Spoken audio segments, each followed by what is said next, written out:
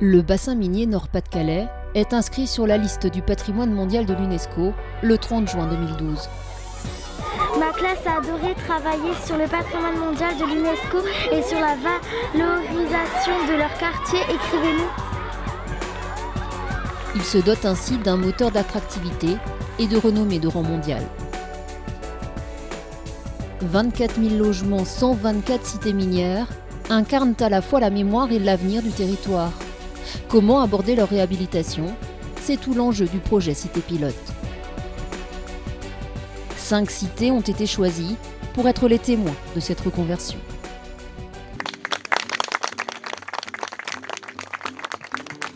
Je suis heureux de vous remettre de manière symbolique cette clé qui représente la clé de votre cité. À Vieux-Condé, l'aménagement des espaces publics de la cité Taffin s'est achevé au printemps 2016. Située en cœur de ville, elle a retrouvé un nouveau souffle. Maison et Cité a maintenant engagé les travaux sur les logements. On entend dire parfois que le fait que ces logements soient classés UNESCO, ça a tendance à mettre des freins, à figer les choses, à interdire beaucoup de choses. Bon, là, c'est pas le cas du tout. Sur 12 logements, on a fait des volumes extérieurs avec un habillage en cèdre. Avant travaux, ces logements étaient des passoires énergétiques. Nous avons isolé tous les murs extérieurs, nous avons repris tous les châssis en double vitrage et nous sommes sur des logements basse consommation.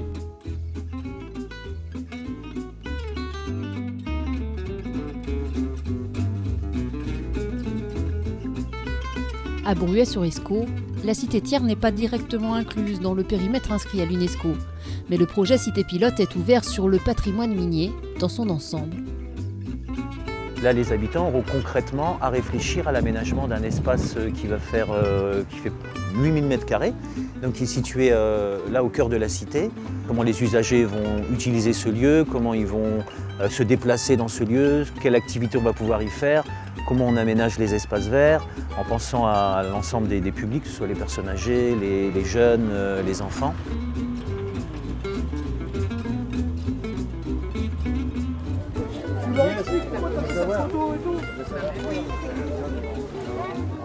C'est l'histoire d'une renaissance.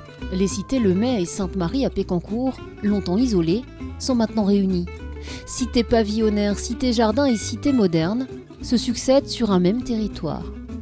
Nous sommes sur l'espace central, nous avons aménagé la sortie de l'école où nous sommes, nous avons créé des jeux, mis des bancs et on s'aperçoit que les parents viennent un peu plus tôt attendre leurs enfants. Ils ont des échanges, ils se parlent et c'était déjà bien de recréer une communication. Les gens sont très contents, on discute avec eux, ils sont là, elles ont un cadre de vie, un environnement qu'elles n'avaient pas avant et encore pour eux c'est une fierté.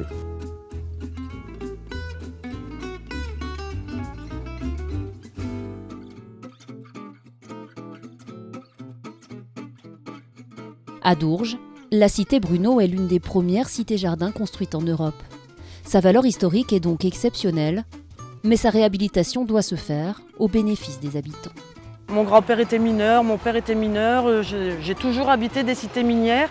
Donc le fait de pouvoir acheter une maison des mines, c'est vraiment le truc qui m'a tout de suite plu. Dans cette cité minière d'environ 170 logements, il y a à peu près 20 propriétaires.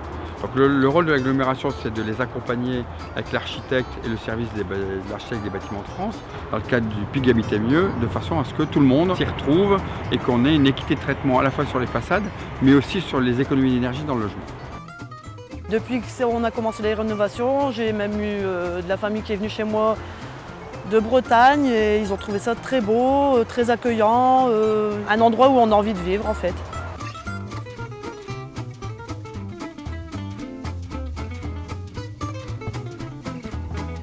À Bruay-la-Buissière, la cité des électriciens, un des 5 grands sites de la mémoire, est le plus ancien coron du bassin minier. La cité est protégée au titre des monuments historiques et a été sauvée de la démolition.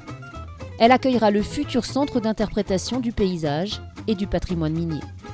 Ce centre a vocation à présenter et à communiquer à la fois aux habitants et aux touristes la richesse du paysage minier. Mais si on n'était que là-dedans, on serait dans quelque chose d'assez mémoriel ou dans quelque chose d'un peu passéiste. Et il y a aussi une volonté contemporaine. On aura une programmation artistique avec du spectacle vivant, mais également en extérieur avec les jardins, qui sont aussi un grand élément de l'équipement. Et là, on travaillera toute la partie médiation autour des jardins de mineurs, à quoi ça servait un jardin de mineurs, qu'est-ce qu'on y cultivait.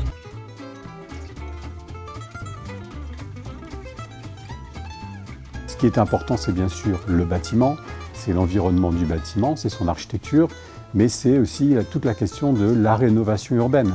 Quand on travaille sur la réhabilitation d'un logement, on se pose tout de suite la question de l'intégration de ce logement dans la cité et de la cité dans la ville.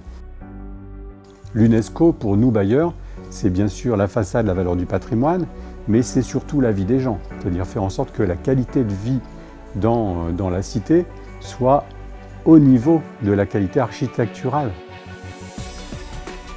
C'est vrai quand on s'est lancé dans l'aventure avec les communes, les agglos, le département, les bailleurs, l'État, la région, on a une très grande satisfaction de voir que ces projets sont arrivés maintenant quasiment à terme. En 2010, c'était loin d'être le cas. On imagine et on espère que ces cités puissent faire école pour imaginer d'autres programmations et d'autres cités rénovées avec la même ambition dans les années à venir.